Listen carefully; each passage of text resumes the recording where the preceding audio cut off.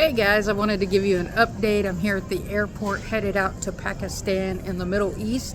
In just half an hour my flight leaves. I want to thank everyone who's sown into this trip, everyone who agreed to pray, those that are just standing in the gap and in faith, partnering with me in this mission.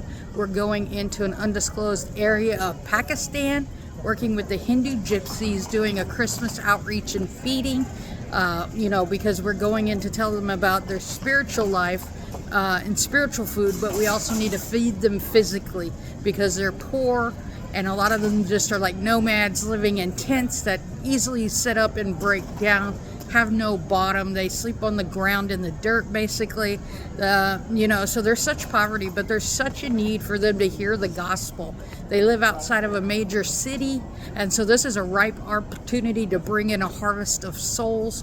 We'll be doing a feeding, we'll be doing a gospel presentation, and then also in Pakistan we'll be doing a leaders meeting, a youth meeting, some churches we're going to be speaking at. Then we'll do some street ministry and maybe even some open air preaching in the streets, with a microphone, just going after souls. And then we're going to fly into Bahrain and Dubai. This is my first time to the Middle East, so I'm super excited. I've been believing for about 2 years for the right organizer, the right door to open. And so I believe, we have favor in Muslim countries as a single woman, preaching the gospel, seeing the power of God move, and seeing miracles. And so I'm excited to see what the Lord is going to do. And so this is going to be a unique trip. This is going to be an amazing trip. And so if you'll just agree with me in prayer for a harvest of souls, that we're going to see people won to Jesus, that it's not about religion, it's not about, self-sacrifice, self-help, but it's about being dependent on Jesus Christ. And so that's what we go in. We go in with the love and the power of God. Paul said, I come not with enticing words of man's wisdom, but in the spirit and in the power being demonstrated. So we want to demonstrate the power of God, not just talk about the power of God. We want people to encounter Jesus Christ. And so as we go and we do these meetings, I'm traveling alone. And don't worry, when I get there, I have a team that will then go with me in all around Pakistan and then into the Middle East. So, it's going to be a good trip. We've got safety, we've got precautions, but we're just excited to see what the Lord is going to do in the Middle East. I'm very excited to go there, and we're going to be going in 2025. We're going to be doing just a trip that focuses around the Middle East. I might just be doing that one myself like I am now. But there's other places that we'll be going. Haven't released it yet. Just pressing into the Lord.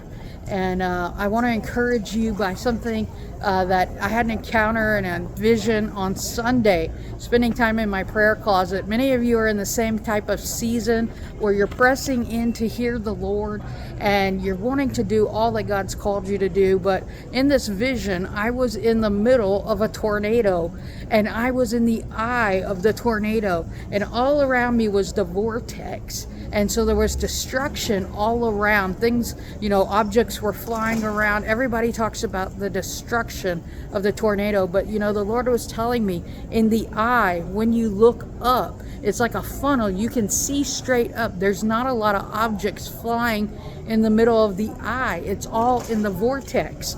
And so he was saying, if you keep your eyes on me and don't look at the storm, don't look at the distractions, don't listen to the haters, keep your eyes on me, focused on me, look at what I'm doing. So in this season, we have to keep our eyes on him. We have to keep our focus on him and our attention on him alone, because there's going to become distractions. There's going to come things that look like they're of the Lord, but they're not. And they'll lead you astray if you take your eyes off the Lord. In this hour, we have to be doing what he's called us to do. And we have to be making sure we're in the right place, because it's right alignment for right assignment. And it's a birthing season. And so the Lord's going to birth things in your life.